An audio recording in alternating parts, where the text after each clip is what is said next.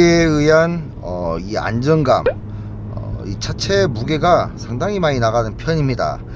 따라서 안정감은 좋아지고 무게가 늘어난 이유는 바로 이 초고장력 강판 비율을 많이 높였기 때문입니다. 안정성이나 이런 건 분명 좋아지죠.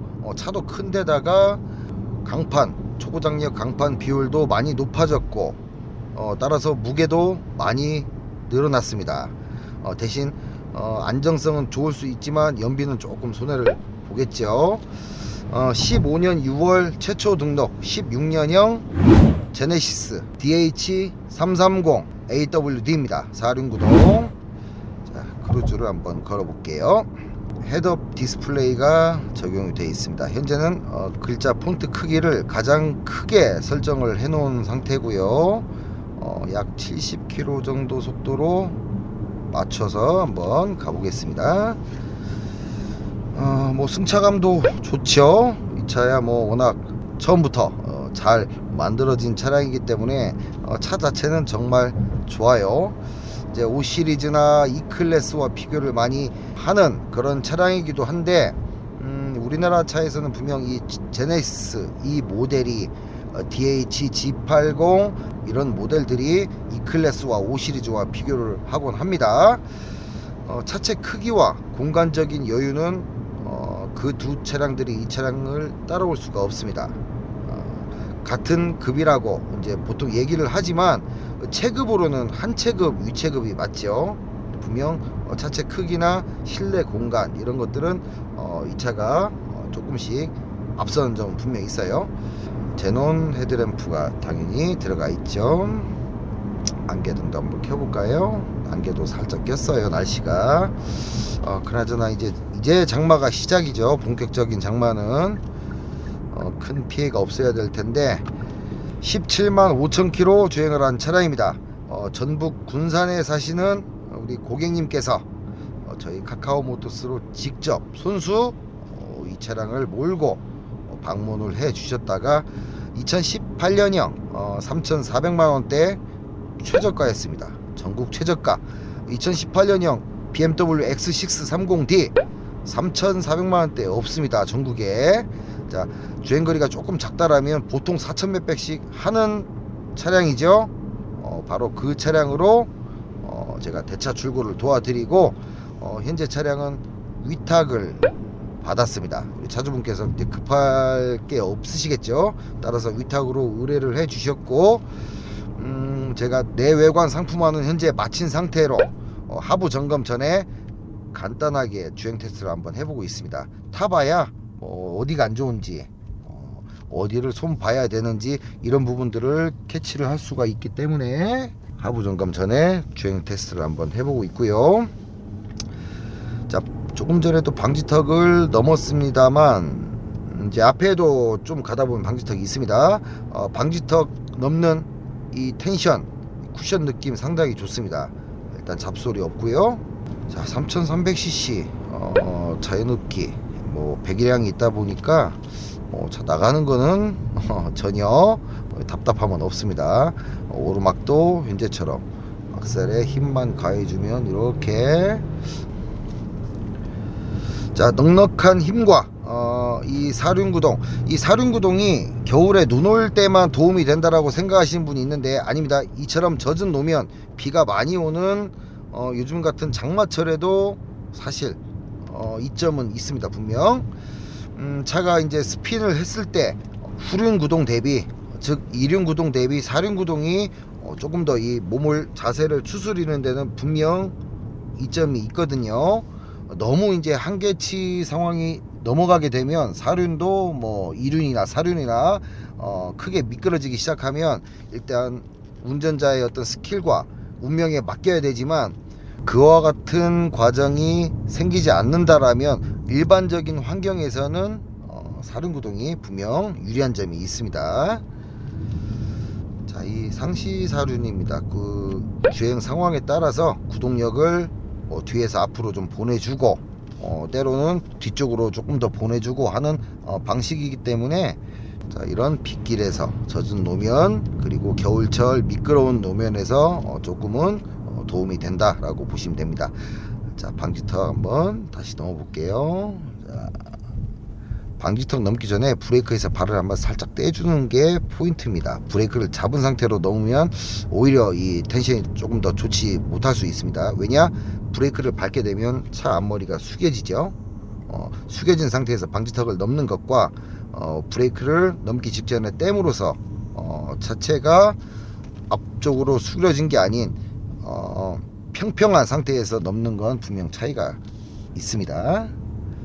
자, 어떤 분들은 이제 브레이크를 잡은 상태로 이렇게 넘는 경우가 대다수예요. 보통 보면. 근데 그것보다는 조금 이 방지턱 넘는 것도 스킬이 필요합니다. 너무 빠른 속도로 넘으면은 차체도 좋지 않겠죠. 자, 일단 차체가 주는, 그리고 이 주행했을 때 주는 이 느낌이 상당히 좋네요. 관리를 그래도 잘 하셨어요. 자, 이 노면 소음도 굉장히 억제가 되어 있고, 현재 타이어 보충 영상 띄워드릴게요. 미쉐린 타이어가 앞뒤 모두 한날 한시에 4개 모두 교환을 하셨습니다. 우리 차주분이 최근 얼마 되지도 않았어요. 타이어 트레드도 상당히 뭐 신품급에 가까울 정도로 많이 남아 있고, 미쉐린 타이어 이 4개 다 모두 교환하는데 목돈 드셨을 겁니다. 아마 비싸게 주셨을 거예요. 타이어의 진심이신 우리 고객님이 아니신가 싶습니다. 저도 이와 같은 미쉐린 타이어를 제 차에 이제 장착 중에 있습니다. 몇 달 전에 저는 4개 다 한꺼번에 교환을 했고요. 이와 같은 제품인데 제가 써본 바 그냥 말이 필요 없습니다. 타이어 괜찮아요. 사계절 타이어로는 정말 이만한 게 없습니다. 타이어 좋고요. 자, 모르긴 해도 이런 주행을 했을 때 이 타이어가 주는 어떤 그 타이어에 따라서 느낌이 많이 달라지게 되는데, 현재는 타이어 빨도 한몫하는 것 같아요.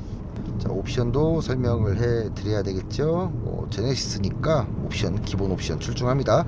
아까 말씀드린 헤드업 디스플레이, 그리고 스마트키 버튼 시동, 정품 내비게이션, 여기 보시면 블루링크가 들어가 있습니다. 블루링크가 들어간 정품 내비, 스마트폰으로 미리 시동과 히터, 에어컨 등을 미리 켜서 출발 전에 좀 더 이 따뜻하게 혹은 시원하게 이렇게 출발할 수가 있고요.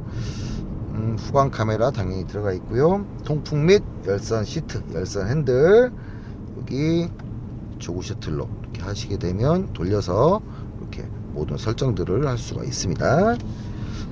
당연히 블루투스도 들어가 있겠죠. 자, 오토 홀드, 전자식 파킹 브레이크는 이곳에 위치해 있습니다. 전동 커튼도 보시면, 자, 이 고급차답게 스무스하게 뭐 소리 없이 살 내려가고 살 올라가는 그런 모습을 볼 수가 있습니다. 자, 이런 디테일에서 일반 차량들과 고급 차량 차이가 분명 있죠. 그리고 인도로 내려봐도 천천히 이렇게 스무스하게 내려가죠. 이중 접합 차음 유리는 아닙니다. 자, 다시 올렸을 때 끝에서 살짝 속도를 멈춰서 살짝 올라가는 그런 모습을 또 볼 수가 있습니다. EQ900도 이런 방식을 사용을 합니다. 자, 드라이브 모드는 한번 누르면 에코 바뀌죠. 요 계기판이 또 바뀌고 모니터에도 표시를 해줍니다. 한번 더 누르면 스포트 모드가 되자마자 바로 엔진 브레이크를 걸어줍니다. RPM을 띄워요. 그리고 한 번 더 누르면 노멀, 평상시에는 노멀로 주행을 하시면 됩니다.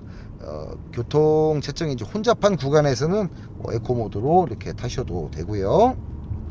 자, 헤드업 디스플레이와 내비게이션 간에 또 연동이 되기 때문에 내가 목적지 설정을 하게 되면 방향 표시, 맨 밑에서 뭐 좌회전해라, 우회전해라 이런 것들까지 이 HUD 상에서 볼 수가 있습니다.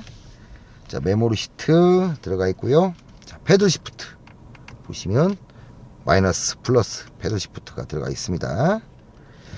자, 공간도 아주 넉넉하죠. 차체 사이즈가 있는 그런 차량이고, 자, 여기 보시면 이제 워크인 스위치도 이렇게 장착이 되어 있습니다.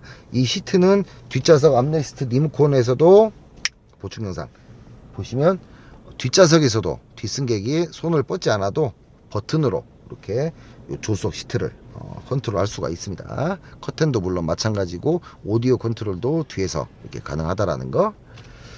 자, 진동도 없어요. 아마 이 정도 주행거리면 분명 엔진 마운트와 미션 마운트 한 번쯤은 교환을 했을 겁니다. 교환한 시기가 교환하시고 몇만 킬로 안 타신 것 같은데 드라이브 상에서도 진동이 느껴지지 않는다라는 건 마운트 상태가 상당히 건강하다라는 거죠. 자, 나머지 부분은 이제 하부 점검에 가서 한번 확인을 해 볼 거고요. 그리고 말씀드릴 게 휠이 조금씩 기스가 있었습니다. 휠 기스가 현재는 휠 복원까지 모두 4개 다 하는 김에 4개 다 완벽하게 깔끔하게 휠 복원이 잘 나왔습니다. 현재는 휠 복원이 모두 작업이 완료가 되어 있다라는 거 참고적으로 말씀드리고요. 이 차체는 깨끗한데 휠에 뭐 조금씩 기스 있는 거야 뭐 어쩔 수 없다지만 조금씩 눈에 띄게 기스가 있으면 전체적으로 차가 때깔이 나 보이지가 않습니다.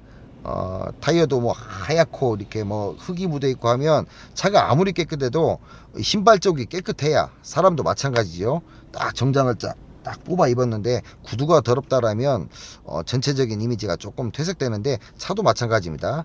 차체도 깨끗해야 되지만 거기서 조금 더 퀄리티 높은 깔끔함을 보이기 위해서는 신발도 깨끗해야 됩니다. 따라서 휠 타이어도 깔끔하게 되면 이왕이면 전체적인 이런 깔끔함이 돋보이기 때문에 휠 복원까지도 차주분께 의뢰를 해서 제가 작업을 모두 해 놨습니다.